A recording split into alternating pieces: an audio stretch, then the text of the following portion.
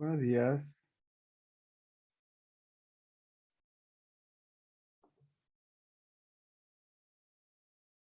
Buenos días. Muy buenos días. Vamos a esperar mientras están ingresando los compañeros.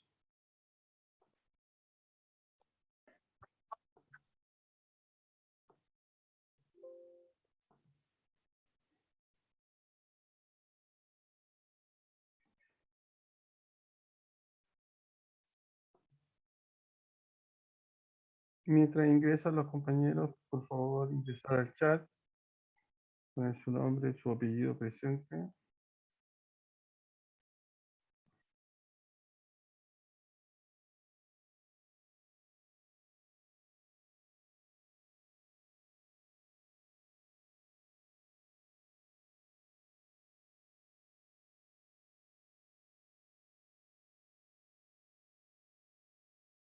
Muy bien.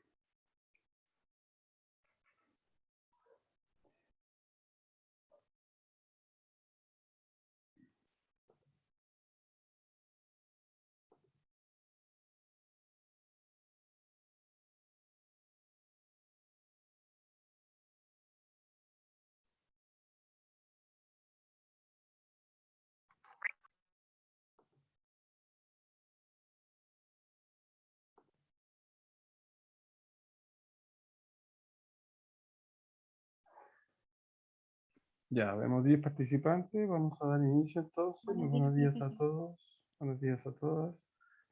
Les recuerdo que por favor, los que no han ingresado, ingresen al chat, pongan su nombre, su apellido presente. Muy bien, vamos a compartir pantalla. Recordemos que estamos trabajando con la estadística descriptiva bivariada, y lo último que trabajamos fue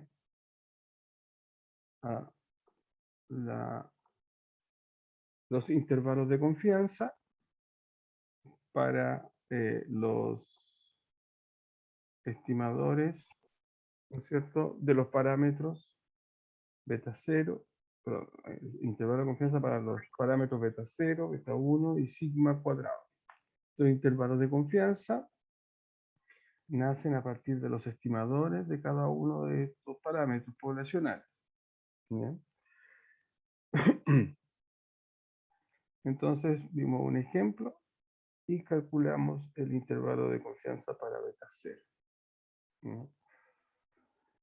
Entonces ahora el propósito de la clase de hoy es hacer inferencia sobre estos parámetros. Y uno de los elementos inferenciales que vamos a utilizar para poder trabajar con estos parámetros son el test de hipótesis. ¿Ya? Vamos a hacer test de hipótesis para los parámetros de nuestro modelo de regresión. Un test de hipótesis es una técnica estadística que permite determinar si cierta hipótesis es rechazada o no es rechazada. En este caso, nosotros estamos trabajando específicamente con el modelo de regresión, ¿ya? Entonces, las hipótesis van a estar en función de los parámetros beta 0 y beta 1 de nuestro modelo de regresión, ¿ya? La hipótesis tiene, el test de hipótesis, perdón, tiene dos hipótesis, ¿ya? Tiene la hipótesis nula, que le llamamos H0, y tiene la hipótesis alternativa, que le llamamos H1. Estas hipótesis son excluyentes, es decir, si ocurre H0, entonces no ocurre H1, y al revés, si no ocurre H0, entonces ocurre H1. En ese caso son excluyentes, ¿ya? Entonces, la hipótesis nula es la hipótesis más conservadora, la hipótesis del statu quo, que no hay cambio, no hay variación. Y la hipótesis alternativa normalmente es la hipótesis del investigador, ¿ya? En este caso, nosotros vamos a trabajar con esta hipótesis nula, siempre, en donde, por ejemplo, beta asterisco, pongo beta asterisco porque podría ser beta 0 o beta 1, es igual a beta asterisco asterisco, en donde beta asterisco asterisco se refiere, hace mención a un escalar, a un número particular. Versus la hipótesis alternativa que puede estar dada de tres formas, ¿ya? La hipótesis 1, H1, en donde beta asterisco es distinto a beta asterisco asterisco. A esta hipótesis se le llama hipótesis bilateral, ¿ya? Y se le llama hipótesis bilateral porque trabaja a dos colas. Estamos en este caso, ¿ya? La primera es este caso que trabaja a dos colas. La segunda hipótesis alternativa, obviamente es una de ellas, no las tres. Es beta asterisco menor que beta asterisco asterisco.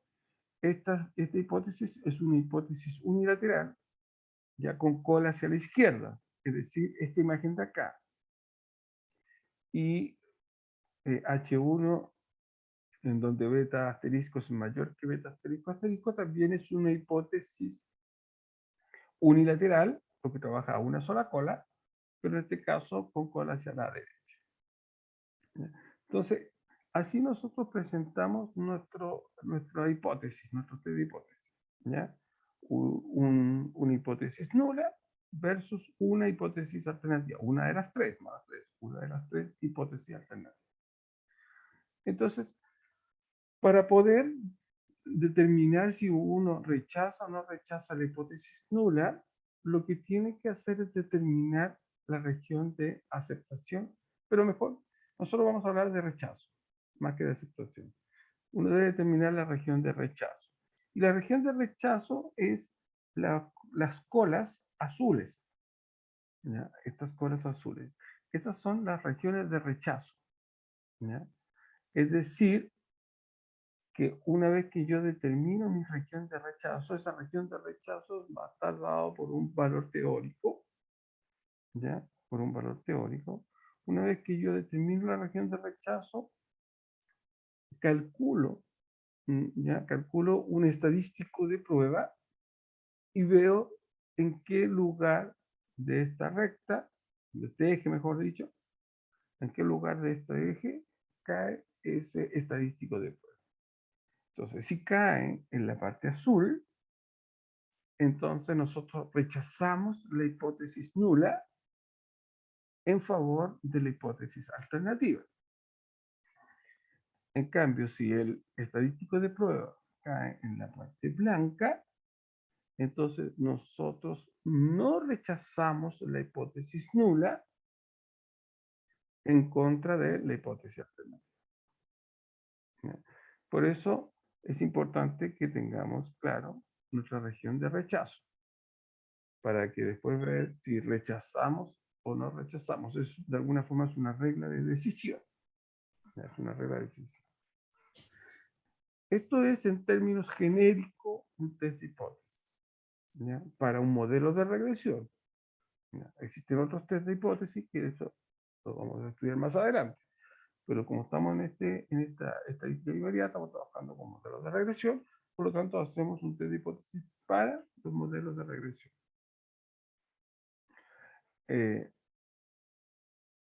Vamos entonces ahora específicamente a cada uno de los parámetros. Entonces, tenemos el test de hipótesis para beta 0, para el parámetro beta 0, para el intercepto.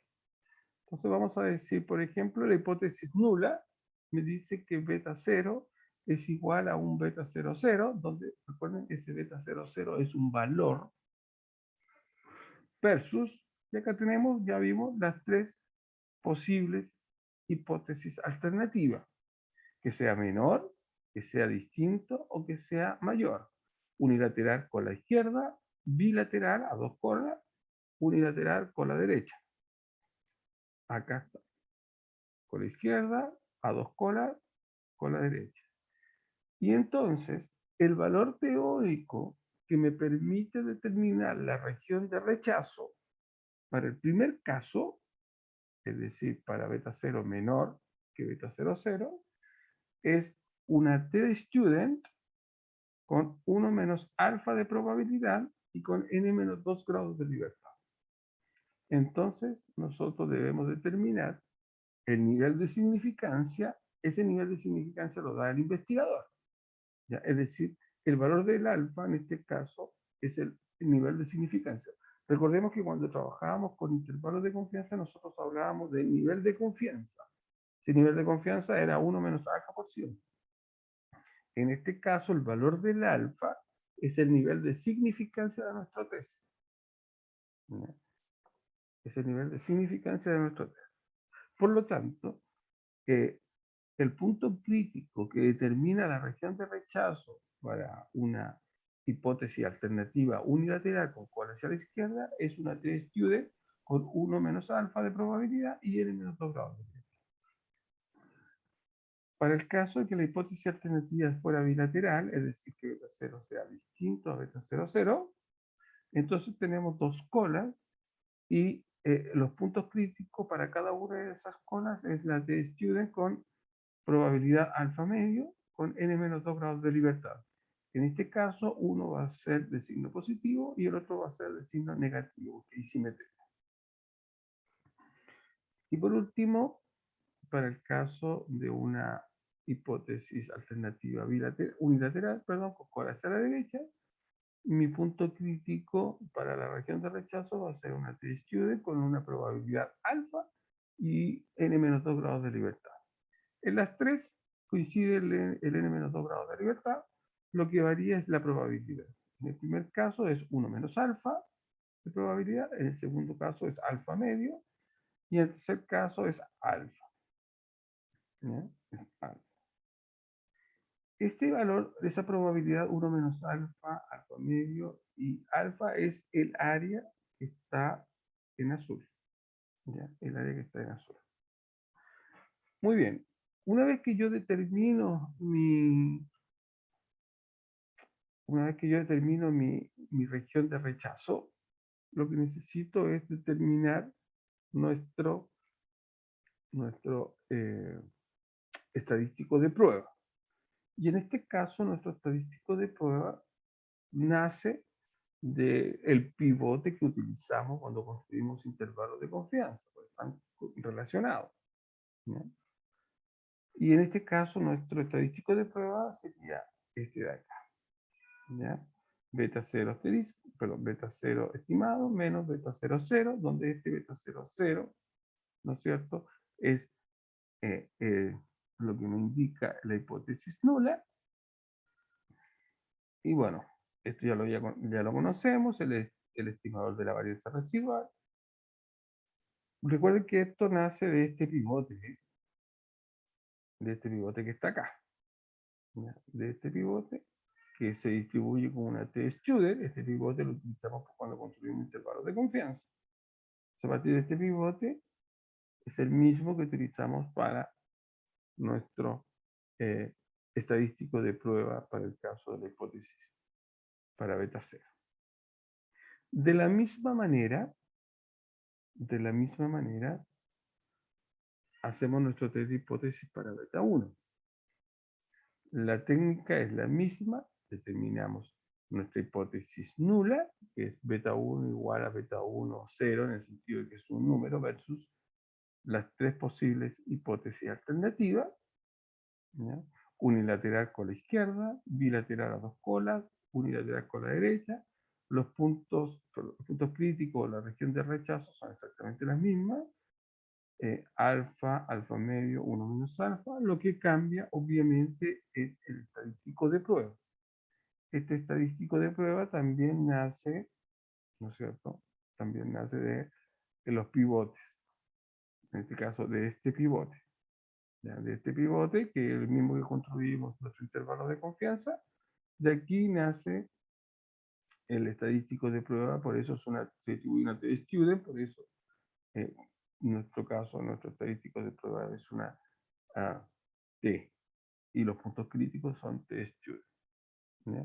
Entonces con esto nosotros encontramos nuestro estadístico de prueba y lo que hacemos simplemente es determinar en qué sección ¿no es cierto?, de nuestra gráfica, de nuestra distribución, cae este estadístico T.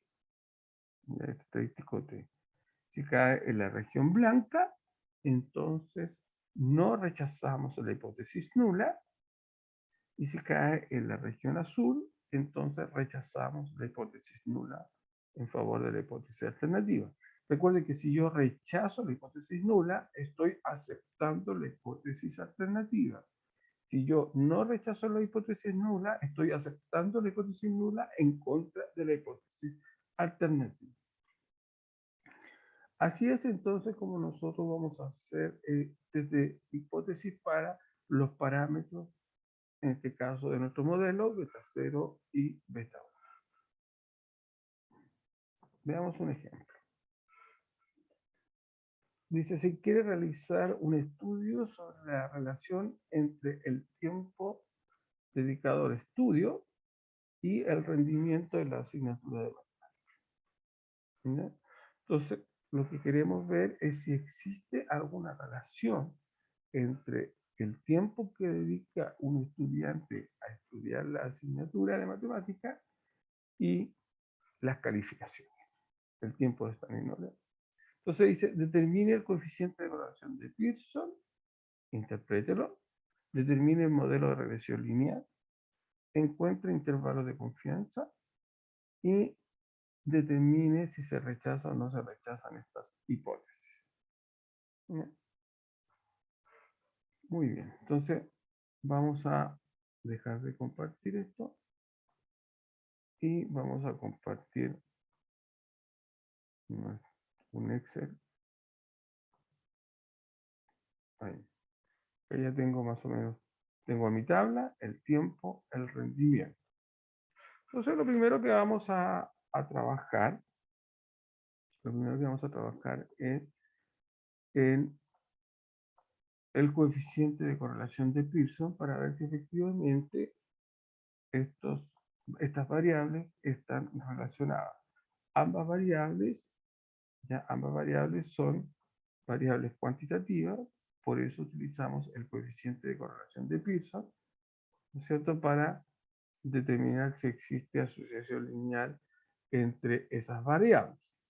¿Ya? Entonces, solo para recordar, el coeficiente de correlación de Pearson se define de esa manera. Ahí.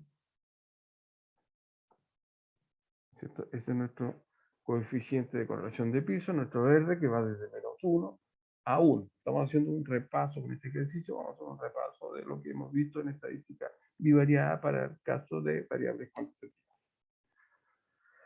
Entonces, si miramos nuestro estadístico, lo que necesitamos es, primero, definir quién es mi variable predictora y quién es mi variable de respuesta. En este caso, la variable rendimiento es mi variable de respuesta, es mi Y.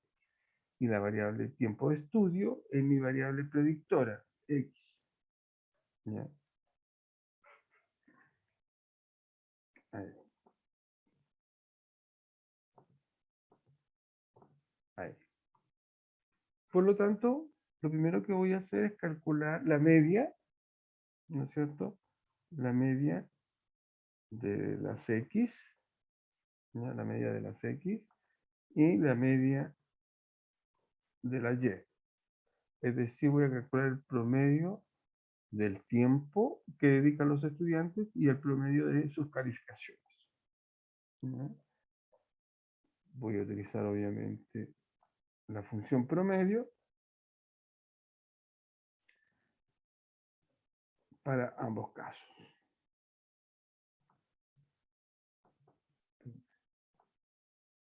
Ahí tenemos la función promedio.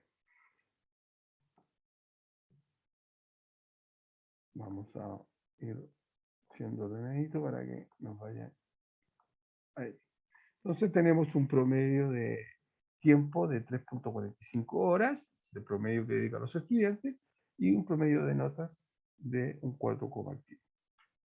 Entonces ya con eso podemos empezar a construir nuestro modelo nuestro estadístico de correlación de Pearson, nuestro coeficiente. Entonces, para eso necesitamos en el numerador necesitamos x menos su media, necesitamos menos la media de x, necesitamos y menos su media, ahí. Necesitamos también el producto de ambas, ¿ya? El producto de ambas, es decir, ahí, el producto de ambas. Vamos a agrandar esto, ahí. Necesitamos el x menos x barra al cuadrado, ¿ya? Esto, pero al cuadrado, ahí, al cuadrado. Y necesitamos el y, ¿no es cierto? El y, copia, ahí, pero al cuadrado. El y menos al cuadrado. Ahí. Eso es lo que necesitamos para calcular nuestro coeficiente de correlación de Pearson. Entonces vamos. El x menos su media. Recuerden que la media es fija, por lo tanto le ponemos signo peso. Ahí. Esta la hacemos correr, no se suma, porque si nosotros la sumamos, le va a dar 0. ¿Ya? Ahora el y menos su media. Nuevamente la media es fija. Entonces le ponemos signo peso. Y si no quiero ponerle signo peso, en vez de anotarla, simplemente escribo el número, 4,15. Ahí no necesito ponerle peso porque queda fija automáticamente. Ahí. Insisto, esto no se suma, pero si yo sumara esto, me tendría que dar 0. Bueno, aquí no me da 0, pero me da un valor muy cercano a 0. ¿Ya? Es raro que no me dé 0, son valores exactos. ¿O no? Sí, son valores exactos.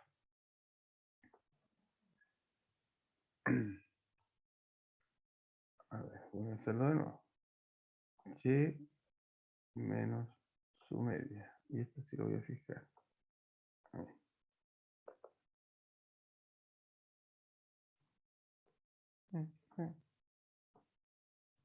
Son muy pocos números, por eso no me da 0 exacto. Pero me da un número muy cercano a 0. Y ahora necesitamos el producto. S multiplicado por S. Este lo hago correr. Ahí. Y acá sí necesitamos su suma, porque el R me dice que es la suma de estos productos. ¿Ya? Entonces aquí sí ponemos la función suma de todos esos valores. Y acá tenemos nuestro primer resultado. Tenemos entonces el numerador. Veamos con el denominador. Necesitamos la suma de los x menos x barra al cuadrado. Acá tengo mi x menos x barra, por lo tanto, basta con que yo este valor de acá lo eleve a 2. Ahí. Lo hago correr. Y calculo su suma. Lo mismo para el y menos y barra. Acá lo tengo. Simplemente lo elevo a 2. Lo hago correr.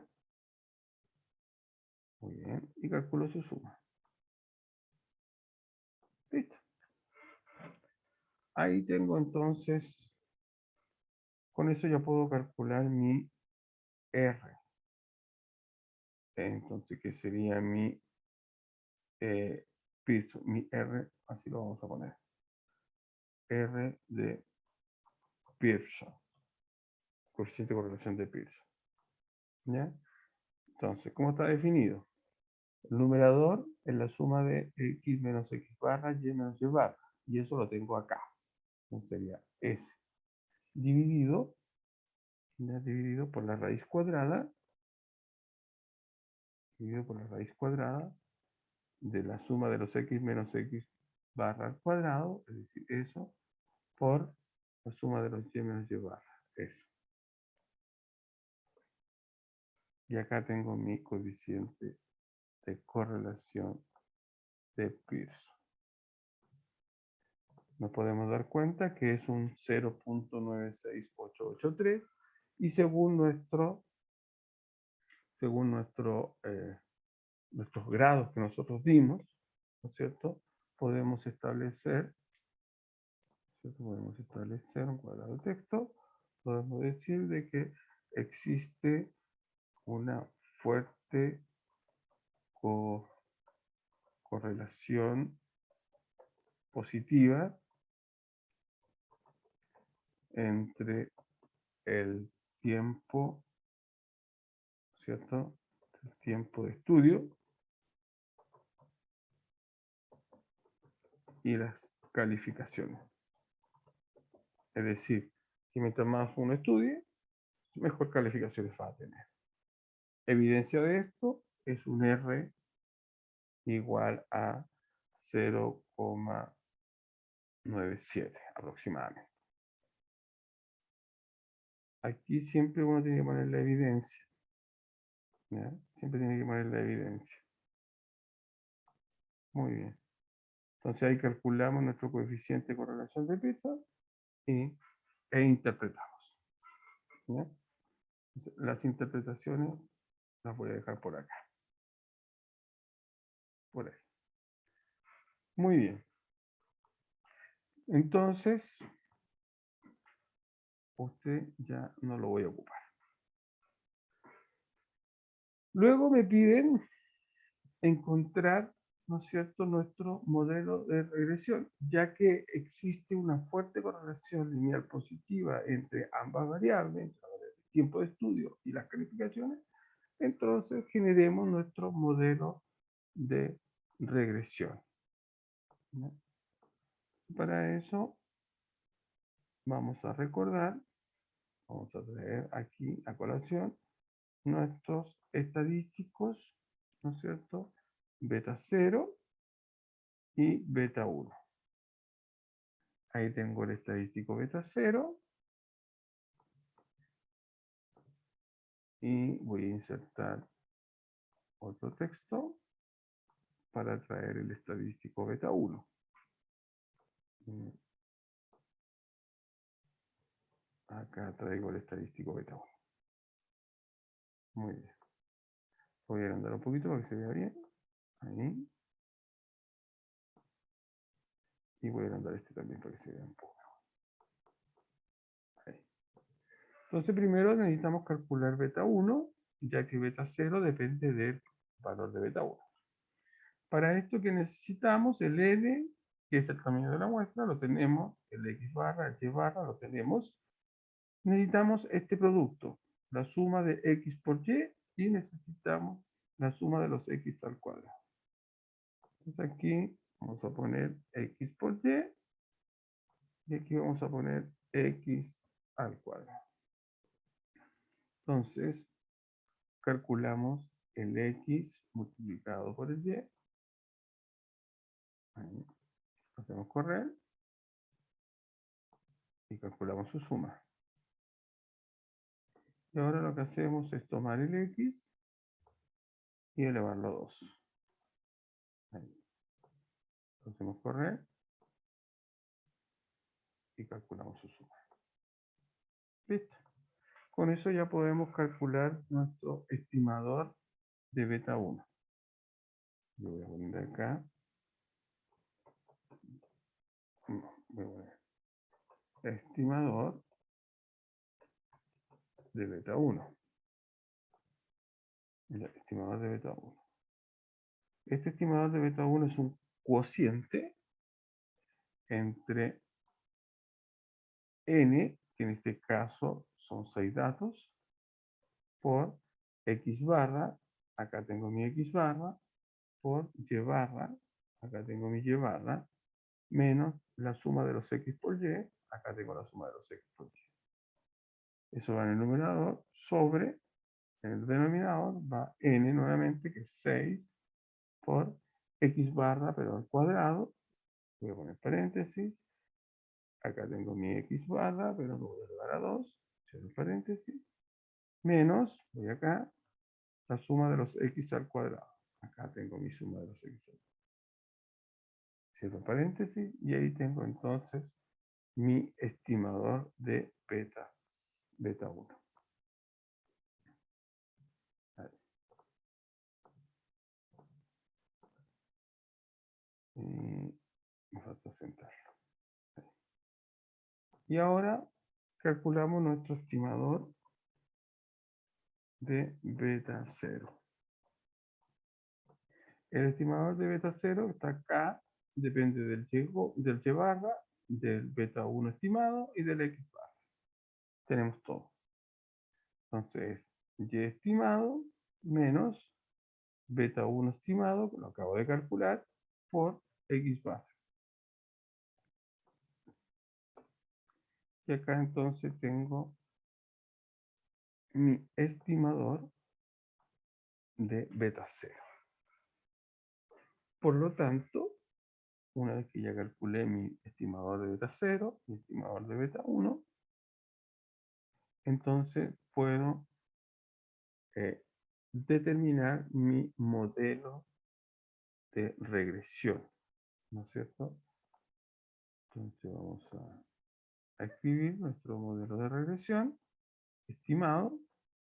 En este caso sería mi y estimado es igual a mi beta 0, que en este caso es 1,706, lo voy a aproximar a 707, más beta 1, que es 0,7082. Ahí, ahí. X, ¿no es cierto? X más un error, un residuo, ¿verdad? Más un residuo. Ahí tengo entonces mi modelo de regresión lineal estimada. ¿Qué es lo que me pide? Perfecto. Ahí tengo mi modelo de regresión lineal estimada. Recuerden que este modelo es una recta, ¿no es cierto?, que me permite hacer un montón de cositas. Este modelo lo voy a poner por acá, por ahora. Muy bien.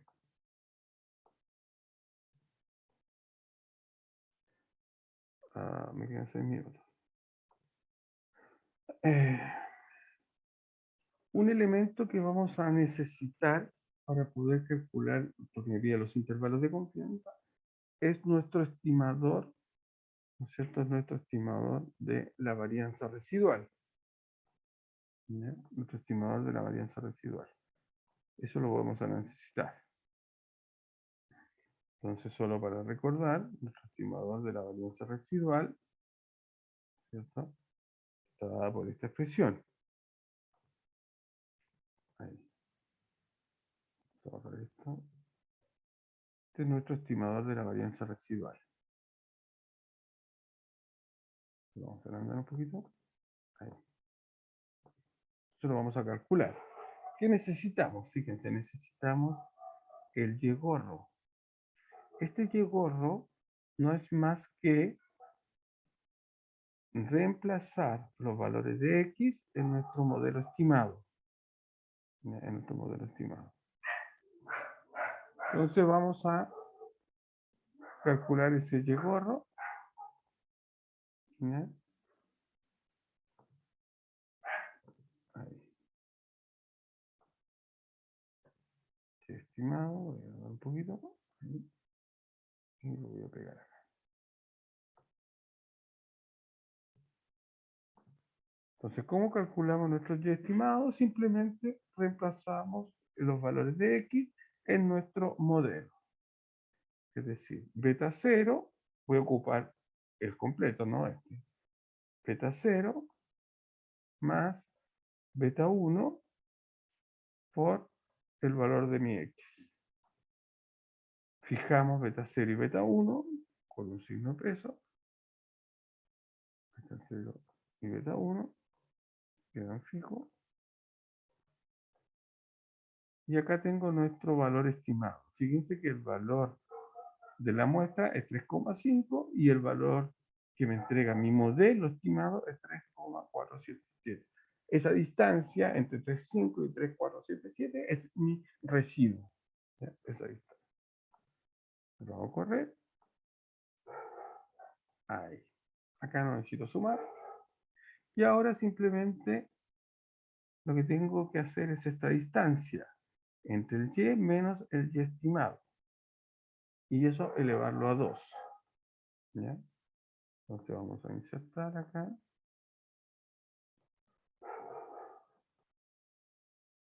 Ahí.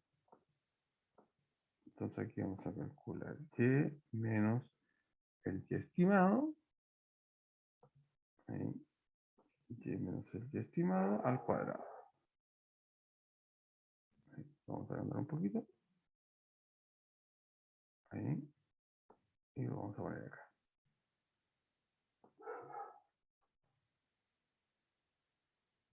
Ahí. Ahí tengo mi y menos y estimado al cuadrado.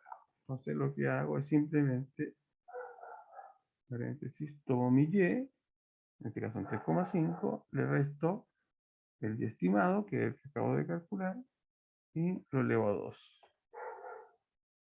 Y este lo hago correr. Ahí. Y acá sí necesito la suma de todo esto. Aquí tengo mi suma. Con esto ya puedo encontrar mi estimador de la varianza. Ahí. Mi estimador de la varianza. Este se define como ese cociente entre la suma de los y menos y gorro al cuadrado, es decir, S, dividido por n menos 2, donde n es el tamaño de la muestra. Como tengo 6, mi muestra es de tamaño 6, entonces sería 6 menos 2, 4. Entonces lo dividimos por 4. Y acá tengo mi estimador de la varianza residual. Este estimador de la varianza residual me va a permitir calcular nuestros intervalos de confianza. ¿No? Nuestro intervalo de confianza. Este se va y vamos a traer nuestro primer intervalo de confianza. Profesor, ¿Sí? ¿podría repetir cómo hizo la estimación de varianza, traspasar los numeritos a la fórmula? Nota, Ya, por supuesto. por favor. Ah, por supuesto. Déjenme, aquí me perdí acá. Esperen un segundito aquí. ¿Qué están viendo? Están viendo mi Excel, ¿verdad? Ahí. Sí. Ya. ¿Cómo hice para llegar a este modelo? No. ¿Usted quiere saber cómo encontré mi Y gordo? Es para encontrar estos valores de acá. ¿No? ¿Dónde sale estimación de varianza? Es que no me fijé qué hizo ahí. ¿Cómo traspasó eso? La Y con el gorrito y eso. No vi cómo lo traspasó a la fórmula como tal. Ah, ¿Cómo ocupó la fórmula? ¿cuál fórmula de la varianza? ¿De la última que hizo? Ya. ¿El residual? Sí, la varianza residual. Sí. Ya. Espérese. Esta que está acá, dice usted. ¿Esa?